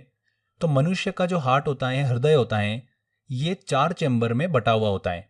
ऐसे सोचो कि यहाँ पर आपको ये 4 जो है कमरे दिख रहे हैं। हमारे हृदय के अंदर, हमारे हार्ट में 4 कमरे हैं। पहला कमरा, दूसरा कमरा, तीसरा और चौथा। तो ये 4 चेंबर होते हैं मनुष्य के हृदय में। एग्जाम में क्वेश्चन तो यही पूछ लेते हैं कि मनुष्य के हृदय में कितने चेंबर होते हैं। तो कितने होते हैं? 4 चेंबर होते हैं। अब देखिए थोड़ा सा मैं आपको पहले स्ट्रक्चर जो है ना, ये पहले समझा देता हूँ, जिससे कि आपको वर्किंग समझ में आएगी, हृदय के कौन से पार्ट को क्या बोला जाता है। तो ध्यान से देखना इस चीज को। सबसे पहले हम इन चारों चेंबर को डिस्कस करते हैं। ऊपर के 2 चेंबर जो दिख रहे हैं आपको, 1 और 3 नंबर का, ये छोटे होते हैं। वहीं 2 और 4 नंबर का जो चेंबर आपको दिख रहा है, ये चेंबर थोड़े बड़े होते हैं। अब आपको बीच में एक सेंटर में डैश डैश लाइन दिख रही होगी, एक लेफ्ट तरफ और एक राइट तरफ। क्लियर? जो लेफ्ट तरफ है ये आपको ब्लू दिख रहा होगा। ब्लू इसलिए दिख रहा है कि जब हमारे रक्त के अंदर, ब्लड के अंदर कार्बन डाइऑक्साइड मिली होती है तो वो ब्लू कलर का दिखाई देता है। बट जब हमारे रक्त के अंदर ऑक्सीजन मिल जाती है तो वो रेड कलर का दिखाई देता है। तो हृदय का जो राइट वाला पार्ट है वो अशुद्ध रक्त को हैंडल करता है, इम्प्योर ब्लड को हैंडल करता है। वहीं लेफ्ट वाला जो पार्ट है वो प्योर ब्लड को हैंडल करता है। ये चीज़ आपको समझ में आ गई, इसीलिए यहाँ पर कलर से इसको डिफरेंशिएट कर रखा है। अब ऊपर वाले 2 चेंबर हैं, उनको क्या कहा जाता है? अट्रियम कहा जाता है, आलिंद कहा जाता है हिंदी में। ठीक है, तो मैं अट्रियम ही बोलूंगा, आप समझ जाना इस चीज को। नीचे के 2 चेंबर जो होते हैं उनको कहा जाता है वेंट्रिकल। क्या कहा जाता है? वेंट्रिकल मतलब नीलय। तो मैं इसको वेंट्रिकल बोलूंगा, आप समझ जाइएगा कि नीलय की बात हो रही है। अब जो राइट तरफ है उसे क्या बोलेंगे? राइट एट्रियम बोलेंगे और राइट वेंट्रिकल बोलेंगे। वहीं लेफ्ट की तरफ जो है उसे लेफ्ट एट्रियम और नीचे की तरफ में लेफ्ट वेंट्रिकल बोलेंगे। ये चीज आपको क्लियर हो गई? चारों चेंबर का नाम आपको क्लियर हो गया। अब आप लेफ्ट तरफ देखोगे तो आपको यहाँ पर 2 वेन्स दिखाई दे रही है। ठीक है, इसको बोला जाता है वेना कावा। हमने पढ़ा था शिरा के अंदर, महाशिरा। इसका काम क्या होता है? अशुद्ध रक्त को लेके आना। तो ये हो गई हमारी वेना कावा। राइट तरफ में ही आपको दिख रहा होगा फ्रेंड्स, एक धमनी कनेक्टेड होती है जिसे बोला जाता है पल्मोनरी आर्टरी, पल्मोनरी धमनी। दिख रहा है आपको यहाँ पर? ये देखिए राइट वेंट्रिकल से ये सीधे कनेक्टेड होती है। अब आ जाते हैं हम लेफ्ट की तरफ। तो लेफ्ट में आप देखेंगे 2 नलियां दिखाई दे रही है, 2 वेन्स दिखाई दे रही है। इन्हें बोला जाता है पल्मोनरी वेन्स। जब हमने शीरा को पढ़ा था उसमें मैंने आपको एक अपवाद बताया था पल्मोनरी वेन्स का, जो कि शुद्ध रक्त को लाने का काम करती हैं। इसीलिए ये रेड वाले एरिया की तरफ है। ठीक है, तो ये हो गई पल्मोनरी वेन्स। अब आप लेफ्ट वेंट्रिकल जो देख रहे हो, 4 नंबर का सेक्शन जो है, 4 नंबर का कमरा, इससे महाधमनी जो है वो कनेक्टेड होती है, जिसे हम बोलते हैं अओर्टा। दिख रहा है आपको? ये आपको यहाँ पर अओर्टा नजर आ रही होगी। तो ये आपको थोड़ा स्ट्रक्चर क्लियर हुआ। अब हम वॉल की भी बात कर लेते हैं। ब्लड जो है वो इन चैम्बरों में से होकर ट्रेवल करता है, तो इनमें वॉल भी तो होंगे। तो वो वॉल को हम डिस्कस करते हैं। तो सबसे पहला नंबर का देखिए यहाँ पर आपको वॉल दिख रहा होगा। तो सबसे पहले राइट वाले वॉल को देखें तो यहाँ पर हमको दो वॉल देखने को मिलते हैं। चैम्बर 1 और चैम्बर 2 के बीच में एक वॉल होता है जिसे बोला जाता है ट्राइकॉस्पिड वॉल। क्या बोला जाता है? Tricuspid wall. वहीं आपको चैम्बर 2 और पल्मोनरी आर्टरी के बीच में एक वॉल देखने को मिलता है जिसे बोला जाता है पल्मोनरी वॉल। क्लियर हुआ ये? अब लेफ्ट तरफ आ जाते हैं। चैम्बर 3 और चैम्बर 4 के बीच में एक वॉल हमको देखने को मिलता है जिसको हम बोलते हैं बायकॉस्पिड वॉल। क्या बोलते हैं? बायकॉस्पिड वॉल। ठीक है। और चैम्बर 4 जो कि है लेफ्ट वेंट्रिकल, उसके और अओर्टा के बीच में हमको एक वॉल देखने को मिलता है महाधमनी के बीच में, जिसे बोला जाता है अओर्टिक वॉल। ये चीज आपको क्लियर हो गई। अब ऊपर के जो आपको दो चैम्बर दिख रहे हैं, 1 और 3 नंबर का चैम्बर, जिसे बोला जाता है अट्रियम, आलिंद बोला जाता है। इनका काम क्या होता है? ब्लड को लेने का काम होता है कि लाओ भैया हमको ब्लड दे दो।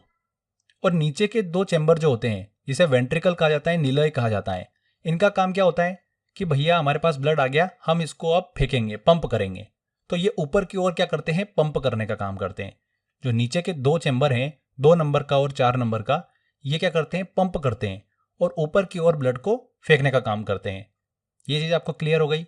अब वॉल में आप देखोगे तो जो यहाँ पर आपको ट्राइकॉस्पिड वॉल दिख रहा है, ये बोलता है कि भैया राइट एट्रियम मतलब जो दायां आलिंद है, वहां से ब्लड जो आ रहा है उसको मैं राइट वेंट्रिकल में जाने दूंगा, पर वापस मैं राइट एट्रियम में नहीं आने दूंगा। जाने की परमिशन दे रहा है, आने की परमिशन नहीं दे रहा है। वहीं अगर हम पल्मोनरी वॉल की बात करें तो ये बोल रहा है कि वेंट्रिकल से पल्मोनरी आर्टरी के अंदर मैं आप ब्लड को जाने दूंगा, पर वापस नहीं आने दूंगा। ठीक है। उसी तरीके से बायकॉस्पिड वॉल की बात करें तो ये बोल रहा है कि 3 नंबर चैम्बर से 4 नंबर में मैं ब्लड को जाने दूंगा, पर 4 से 3 की तरफ वापस नहीं आने दूंगा। वहीं पर अगर हम अओर्टिक वॉल की बात करें तो ये बोलता है कि 4 नंबर चैम्बर से मैं अओर्टा की तरफ, महाधमनी की तरफ ब्लड को जाने दूंगा, पर रिटर्न नहीं आने दूंगा। तो वॉल का काम बेसिकली यही होता है। ठीक है। तो आपको समझ में आ गया ये पूरा स्ट्रक्चर। अब हम जब इसकी वर्किंग पढ़ेंगे तो आपको बिल्कुल चुटकियों में सारी चीज़ें जो है वो समझ में आ जाएगी। बहुत ही कॉम्प्लिकेटेड टॉपिक है, बट हम इसको इतनी अच्छे से पढ़ेंगे कि आपको कभी भी कंफ्यूजन नहीं होगा। बिफोर हम इसकी वर्किंग पढ़ें, छोटा सा एक मैकेनिज्म हम समझते हैं। देखिए, मनुष्य के संपूर्ण शरीर में ब्लड सर्कुलेशन जो होता है, रक्त का परिसंचरण, वो हार्ट की पंप क्रिया के द्वारा ही संपन्न होता है। जब हमारा हार्ट पंप करता है तभी ब्लड का सर्कुलेशन होता है। अब हार्ट जो होता है वो बेसिकली 2 काम करता है। पहला संकुचित होगा, मतलब छोटा होगा फिर फैलेगा। छोटा होके फैल रहा है ना, तो यही हमारा क्या होता है? एक धड़कन बन जाता है। अब इसके टेक्निकल नाम भी हम पढ़ लेते हैं। जब संकुचन हो रहा है तो उसको हम क्या बोल रहे हैं? सिस्टोल बोल रहे हैं। और जब फैल रहा है उसको बोलते हैं डायस्टोल। जैसे कि आप अगर कोई स्पंज लोगे, उसको दबाओगे, तो जब उसको दबाओगे तब अंदर मान लो उसके अंदर कुछ पानी भरा हुआ है स्पंज में, तो जैसे दबाओगे तो पानी निकल जाएगा। वैसे ही छोड़ोगे अगर, तो वो क्या करेगा? वापस सक करने की कोशिश करेगा, है ना। उसी तरीके से हमारा हार्ट होता है। जैसे ही हार्ट छोटा होता है, मतलब संकुचित होता है, तो उसके अंदर जो ब्लड है उसको वो बाहर की तरफ फेंकता है। तो वेंट्रिकल से ब्लड जो है वो महाधमनियों में पहुंचता है, मतलब अओर्टा के पास पहुंचता है, और अओर्टा उसको शरीर के अलग अलग भागों में पहुंचाता है। ठीक है। तो ये होता है सिस्टोल। वहीं अगर हम डायस्टोल की बात करें, मतलब हृदय का फैलना, वेंट्रिकल का फैलना और आलिंद के अंदर ब्लड को लेना, तो ये बेसिकली हार्ट के अंदर 2 काम होते हैं। अब एक सिस्टोल और एक डायस्टोल मिलकर हार्ट बीट बना लेते हैं, हृदय की धड़कन का निर्माण करते हैं। तो एक बेसिक चीज आपको क्लियर होना चाहिए। अब बात करते हैं फ्रेंड्स हम हृदय की क्रियाविधि की। Mechanism of heart. हार्ट हमारा कैसे काम करता है? अभी तक हमने सारी चीजें पढ़ ली है। सारा जो स्ट्रक्चर मैंने आपको समझाया, अगर वो ध्यान से समझा होगा तो वर्किंग आप बिल्कुल चुटकियों में समझ जाओगे। देखिए, सबसे पहले होता क्या है? अशुद्ध रक्त। अशुद्ध रक्त मतलब ऐसा रक्त जिसके अंदर कार्बन डाइऑक्साइड मिली हुई है। ठीक है। तो वो ब्लू कलर से दिखेगा। तो हम अभी ब्लू वाला पार्ट डिस्कस कर रहे हैं। तो वेना कावा मतलब महाशिरा से अशुद्ध रक्त हमारा इंटर करता है पहले चैम्बर में, जिसका नाम क्या है? राइट आर्ट्रियम, दायां आलिंद। ठीक है। उसके अंदर सबसे पहले ब्लड आया, फिर ये ब्लड राइट एट्रियम से राइट वेंट्रिकल की तरफ जाता है। बीच में एक वॉल लगा होता है, ये वॉल होता है ट्राइकॉस्पिड वॉल। इस ट्राइकॉस्पिड वॉल से ब्लड निकलकर कहां पर आ जाता है? राइट वेंट्रिकल में आ जाता है, 2 नंबर के चैम्बर में आ जाता है। ठीक है। इस चैम्बर से कनेक्टेड होती है पल्मोनरी आर्टरी, पल्मोनरी धमनी, जैसा कि आपको यहां दिख रहा है।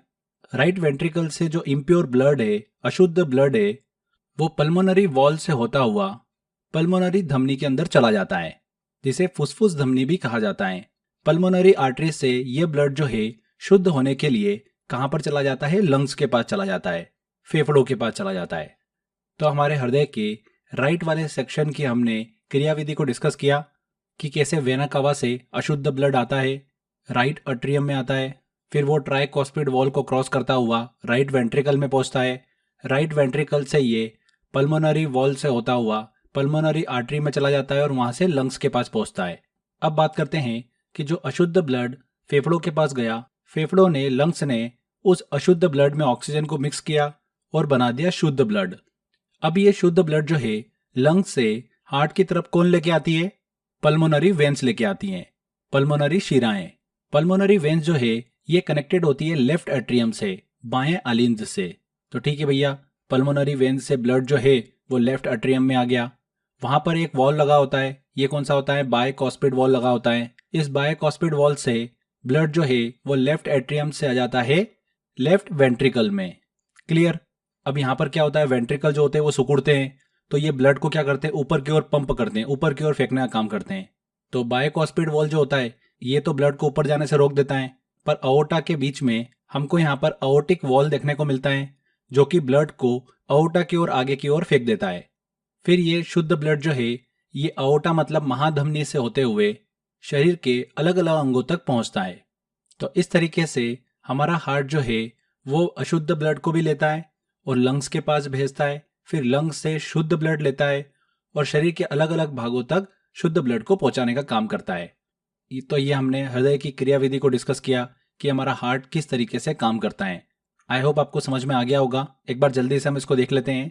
वेना कावा से अशुद्ध ब्लड राइट अट्रियम में आता है, वहां से ये अशुद्ध ब्लड राइट वेंट्रिकल में जाता है, राइट वेंट्रिकल से अशुद्ध ब्लड जो है पल्मोनरी वॉल से होता हुआ पल्मोनरी धमनी में मतलब पल्मोनरी आर्टरीज में चला जाता है, वहां से लंग्स के पास पहुंचता है, वहां पर ब्लड शुद्ध होता है। शुद्ध होने के बाद में मतलब ब्लड के अंदर ऑक्सीजन मिक्स हो जाती है, फिर वहां से लंग्स से हार्ट की तरफ में पल्मोनरी वेन्स जो होती है, पल्मोनरी शिराएं होती है, वो लेफ्ट एट्रियम तक लेकर आती है। लेफ्ट एट्रियम से लेफ्ट वेंट्रिकल में ब्लड जाता है, वहां से पंप होने के बाद में लेफ्ट वेंट्रिकल से अओर्टा की ओर, महाधमनी की ओर ब्लड चला जाता है और अओर्टा से बॉडी के अलग अलग पार्ट तक ये शुद्ध रक्त जो है वो पहुंचता है। तो ये हमने हार्ट की क्रियाविधि को अच्छे से कंप्लीट किया है। आई होप आपको समझ में आ गया होगा। आगे देखिए, हार्ट से रिलेटेड कुछ इंपॉर्टेंट पॉइंट्स हम डिस्कस करते हैं। हमारा हृदय जो होता है, हार्ट होता है, ये लगभग 5 लीटर रक्त जो है, ब्लड जो होता है उसको प्रति मिनट पंप करता है। 1 मिनट में 5 लीटर पूरा के पूरा शरीर का ब्लड जो है वो पंप कर देता है। सामान्य मनुष्य का हार्ट जो होता है वो 1 मिनट में औसतन 72 बार धड़कता है, 72 टाइम्स। हमारे हार्ट की जो धड़कन होती है वो शीरा आलिन नोड से स्टार्ट होती है। ये जो क्रिया होती है ये पश्चिम मस्तिष्क के जो मेडुला ऑब्लोंगेटा में उपस्थित एक कार्डियक केंद्र होता है वहां से कंट्रोल होती हैं। इसी के साथ साथ जो हृदय की धड़कन होती है उसको एड्रेनालिन और थायरोक्सिन हार्मोन जो होता है वो कंट्रोल करने का काम करते हैं। कौन से? एड्रेनालिन और थायरोक्सिन हार्मोन। हार्ट की स्टडी को क्या कहा जाता है? कार्डियोलॉजी कहा जाता है। वहीं हार्ट की अगर जांच की बात करें तो उसे कहा जाता है ईसीजी, इलेक्ट्रोकार्डियोग्राफ। इसका फुल फॉर्म भी ध्यान रखिएगा, इंपॉर्टेंट है। हार्ट में जब रक्त की सप्लाई, आपूर्ति की कमी हो जाती है तो फ्रेंड्स दिल का दौरा जो है वो हमको देखने को मिलता है। हार्ट अटैक जो है वो देखने को मिलता है जब हार्ट में रक्त का सप्लाई जो है वो कम हो जाता है। ब्लॉकेज जब बीच बीच में आ जाते हैं नलियों के बीच में, तब दिल का दौरा पड़ता है। ठीक है, तो ये कुछ इंपॉर्टेंट पॉइंट्स थे। हार्ट से रिलेटेड सारी इंफॉर्मेशन हमने अच्छे से कंप्लीट करी। ह्यूमन सर्कुलेटरी सिस्टम को अच्छे से कंप्लीट किया। क्लोज्ड सर्कुलेटरी सिस्टम के अंदर हम पढ़ रहे थे ह्यूमन सर्कुलेटरी सिस्टम, जिसमें हमने 2 सर्कुलेटरी सिस्टम की बात करी थी, एक है ब्लड सर्कुलेटरी सिस्टम और लिम्फ सर्कुलेटरी सिस्टम। तो ब्लड सर्कुलेटरी सिस्टम के अंदर 3 चीजें हमने अच्छे से कवर कर ली है। अब बात करते हैं लिम्फ सर्कुलेटरी सिस्टम की, लसिका परिसंचरण तंत्र। तो सबसे पहले हम बात करते हैं कि लिम्फ होता क्या है, लसिका क्या होती है। तो फ्रेंड्स, सेल्स के बीच में पाए जाने वाला हल्के पीले रंग का एक स्वच्छ पदार्थ जो होता है उसे हम क्या कहते हैं? लसिका, मतलब लिम्फ कहते हैं। और इन लसिका लिम्फ में आरबीसी जो होता है, रेड ब्लड सेल, वो नहीं पाया जाता है, लेकिन इसके अंदर डब्ल्यूबीसी जो होता है वो अधिक मात्रा में पाया जाता है, श्वेत रक्त कणिकाएं। लसिका जो होती है, लिम्फ जो होता है, ये WBC के साथ मिलकर लिम्फोसाइट्स बनाते हैं और शरीर के रोगों से लड़ने के लिए इम्यूनिटी जो है वो प्रदान करते हैं। ये क्या करती है, मुख्यतः जो ब्लड में आए हानिकारक जीवाणु होते हैं, बैक्टीरिया होते हैं, उन पर हमला करती हैं और उन्हें नष्ट करने का काम करती हैं। ठीक है, तो इतना सही इन्फॉर्मेशन है इसके अंदर, ज़्यादा हमको डिटेल में नहीं जाना है, बस इतनी बेसिक इन्फॉर्मेशन रखेंगे, उससे एग्जाम के अंदर आपका क्वेश्चंस बन जाएंगे। बस ये चीज़ इंपॉर्टेंट है कि लिम्फ में RBC जो होता है वो नहीं पाया जाता है, WBC पाया जाता है। क्लियर। अब फ्रेंड्स आगे हम बात करते हैं ह्यूमन ब्लड ग्रुप की। यहाँ से भी एग्जाम के अंदर हमको क्वेश्चंस देखने को मिलते हैं। Antibody, antigen, A blood group, B blood group, AB group, O group, इनसे रिलेटेड भी एग्जाम्स के अंदर क्वेश्चन पूछते हैं। इसके अलावा माता पिता के ब्लड ग्रुप के आधार पर भी बच्चों के ब्लड ग्रुप से रिलेटेड क्वेश्चंस एग्जाम में बनते हैं। तो ये सभी सेक्शन को हम जल्दी से कवर कर लेते हैं। तो सबसे पहले हम बात करते हैं मनुष्य के रक्त वर्ग की, ह्यूमन ब्लड ग्रुप की। ह्यूमन ब्लड ग्रुप की बात करें तो इसकी खोज किसने करी है? कार्ल लैंडस्टीनर ने सन 1900 में इसकी खोज करी इन्होंने। सभी मनुष्यों का ब्लड जो होता है वो एक जैसा न होकर अलग अलग प्रकार का होता है, ये इन्होंने बताया था।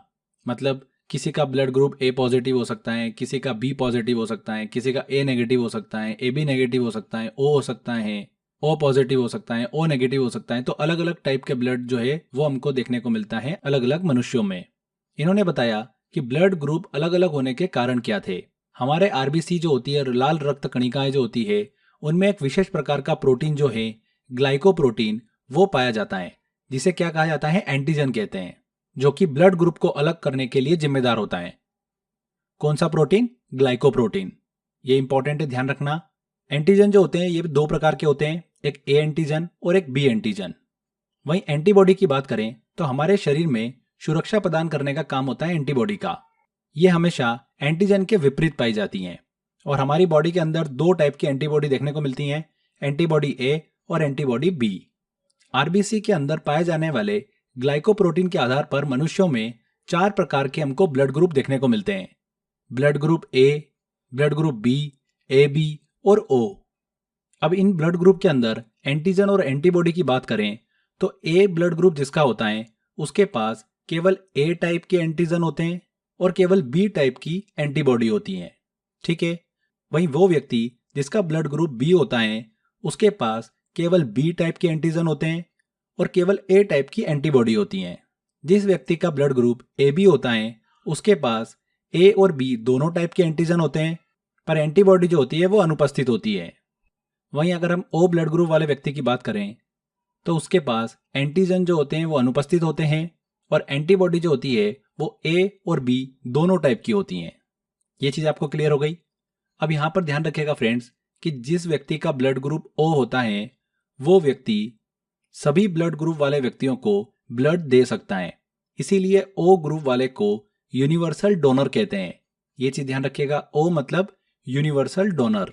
जबकि AB ब्लड ग्रुप वाला व्यक्ति जो होता है वो किसी भी ब्लड ग्रुप वाले व्यक्ति से ब्लड जो है वो ले सकता है, इसीलिए AB ग्रुप वाले को यूनिवर्सल रिसीवर कहते हैं।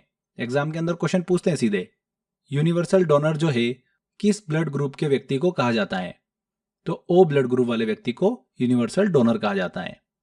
AB ब्लड ग्रुप वाले व्यक्ति को यूनिवर्सल रिसीवर कहा जाता है। AB मतलब सब कुछ रिसीव कर लेगा, O मतलब सबको दे सकता है। ठीक है। अब ब्लड ग्रुप के आदान प्रदान को भी हम डिस्कस कर लेते हैं। A ब्लड ग्रुप वाला व्यक्ति जो है किसको ब्लड दे सकता है और किससे ब्लड ले सकता है? तो A ब्लड ग्रुप वाला किसको ब्लड देगा? भैया A जिसका होगा उसको तो देगा ही देगा, और AB क्या बोलता है? मैं तो सबसे ले लूंगा, तो AB भी यहां पर आ जाएगा। A ब्लड ग्रुप का ब्लड जो है वो ले सकता है। ये क्लियर हो गया।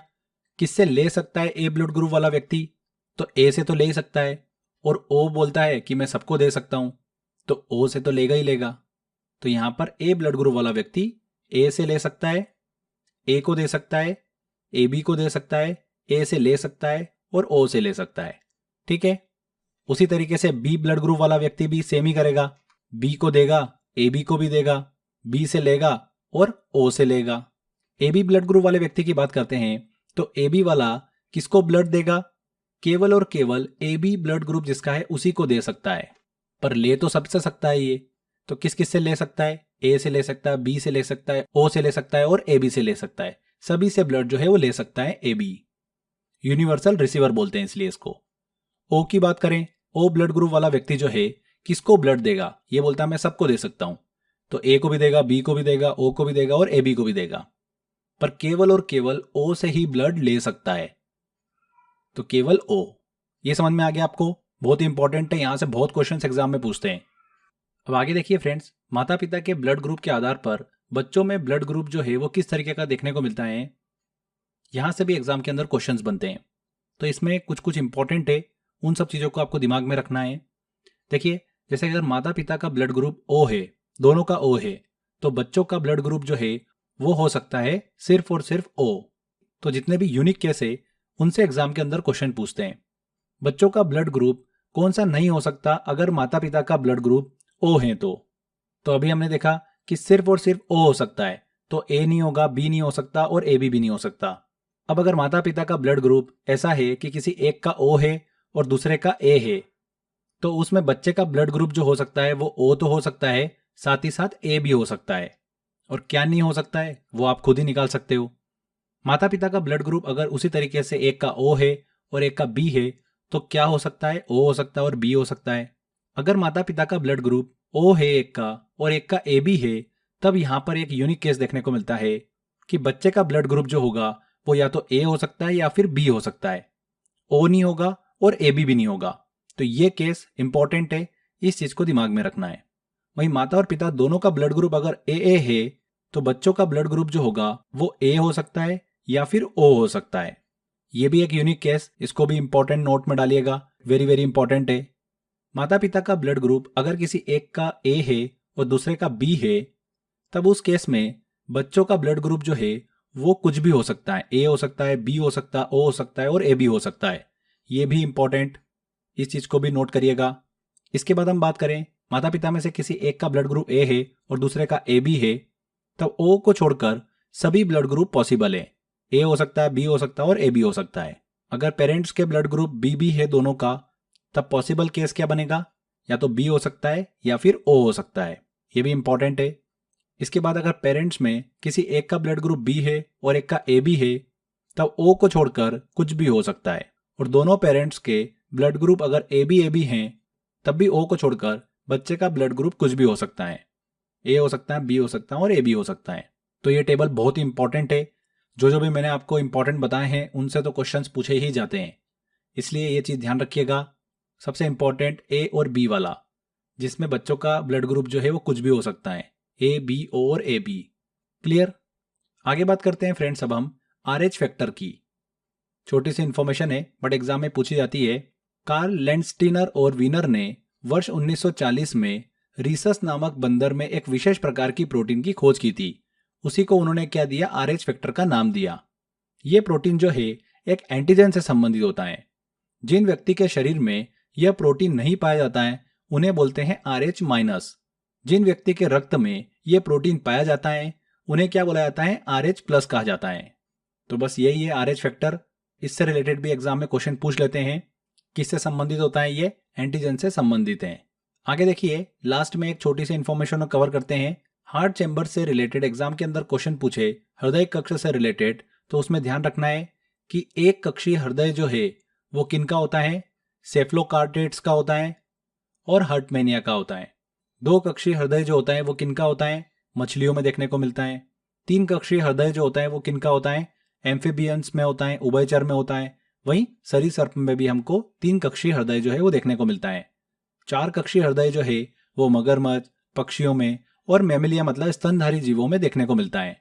मनुष्य के शरीर में भी जो हृदय होता है वो चार कक्षीय हृदय होता है। तो ये चीज क्लियर हुई आपको। तो फ्रेंड्स, यहाँ पर हमारा ये ब्लड वाला टॉपिक अच्छे से कंप्लीट होता है, जिसमें हमने सर्कुलेटरी सिस्टम को अच्छे से डीप में स्टडी किया। मैंने आपको उतना ही बताया जितना एग्जाम के अंदर पूछा जाता है। जितनी भी इन्फॉर्मेशन दी है सफिशिएंट इन्फॉर्मेशन है, क्वेश्चन आपका इसी में से बनेगा। बस आपको इसकी अच्छे से प्रैक्टिस करना है, और जो मैंने इसका मॉक टेस्ट दे रखा है आपको, उसकी बार बार आपको अच्छे से प्रैक्टिस करना है। लगभग 50 से 60 क्वेश्चंस मैंने इंपॉर्टेंट निकाले हैं जो एग्जाम में अक्सर पूछे जाते हैं।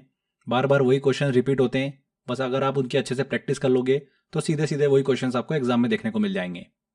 मॉक टेस्ट को लगाओ, बार बार लगाते रहो, हर टॉपिक का मॉक टेस्ट लगाते रहो टाइम टू टाइम। जितनी बार आप मॉक टेस्ट लगाते रहोगे, जितनी ज़्यादा टाइम आप मॉक टेस्ट लगाओगे, उतनी ज़्यादा आपका वो टॉपिक जो है वो अच्छा होता जाएगा। बार बार रिवीजन करने की ज़रूरत नहीं है, बस आप मॉक टेस्ट लगाते चलो। ठीक है, तो ये टॉपिक हमारा कंप्लीट होता है। चलिए अब कुछ क्वेश्चंस लगाते हैं, आपको भी आइडिया लगेगा किस तरीके के क्वेश्चन जो है एग्जाम में पूछे जाते हैं। देखिए पहला क्वेश्चन है, प्लाज्मा में जल का प्रतिशत होता है। प्लाज्मा जो होता है ये खुद ही ब्लड के अंदर 55% होता है और इसमें 90% वाटर होता है, तो डी आंसर। रक्त होता है, ब्लड क्या होता है, एक प्रकार का संयोजी ऊतक है, कनेक्टिव टिश्यू है। आरबीसी का निर्माण हमारे शरीर में किस भाग में होता है, तो आरबीसी का निर्माण कहां पर होता है, अस्थि मज्जा में होता है, बोन मैरो में होता है। तो हीमोग्लोबिन का क्या तात्पर्य है, हीमोग्लोबिन जो होता है ये ऑक्सीजन को इधर उधर पहुंचाने का काम करता है। मानव वयस्क में कुल कितना रक्त होता है, कितना होता है, 5 से 6 लीटर होता है। रक्त का पीएच होता है कितना, 7.3 से 7.4 के बीच में होता है, तो 7.4 सी आंसर। आरबीसी का कब्रिस्तान किसे कहते हैं, तो स्प्लीन प्लीहा को आरबीसी का कब्रिस्तान कहते हैं। रक्त का लाल रंग किसके कारण होता है, किसके कारण होता है, हीमोग्लोबिन के कारण रक्त का लाल रंग होता है, बी आंसर। डब्ल्यूबीसी का मुख्य कार्य क्या होता है, प्रतिरोध क्षमता को बढ़ाना। डब्ल्यूबीसी की मात्रा सामान्य से अधिक हो जाना क्या कहलाता है, उसे क्या बोला जाता है, ल्यूकेनिया, बी आंसर यहां पर सही होगा। रक्त का शुद्धिकरण कहां पर होता है, रक्त का शुद्धिकरण होता है फेफड़ों में। अशुद्ध ब्लड आता है वहां पर उसमें ऑक्सीजन मिक्स की जाती है और वापस हृदय की तरफ भेज दिया जाता है, तो फेफड़ों में होता है। मानव शरीर में खून किसकी उपस्थिति के कारण नहीं जमता है, तो हेपेरियन प्रोटीन जो होता है उसके कारण मानव शरीर में खून जो है वो नहीं जमता है। लाल रक्त कणिकाओं का जीवन काल होता है कितना होता है, 120 दिन का होता है, लगभग 120 दिन, ए आंसर। तो फ्रेंड्स इस तरीके से क्वेश्चंस एग्जाम में पूछे जाते हैं। और भी क्वेश्चंस हैं, धीरे धीरे लेवल बढ़ता जा रहा है एग्जाम के अंदर क्वेश्चंस का, तो मैंने उसी तरीके से लगभग 55 से 60 क्वेश्चंस निकाले हैं जो एग्जाम में पूछे जा रहे हैं। मॉक टेस्ट में दे रखे हैं, बार बार अच्छे से प्रैक्टिस करो, ये टॉपिक आपका 100% कंप्लीट हो जाएगा। तो आज के बस इस वीडियो में इतना ही था, मिलते हैं नेक्स्ट वीडियो में, टिल देन बाय बाय।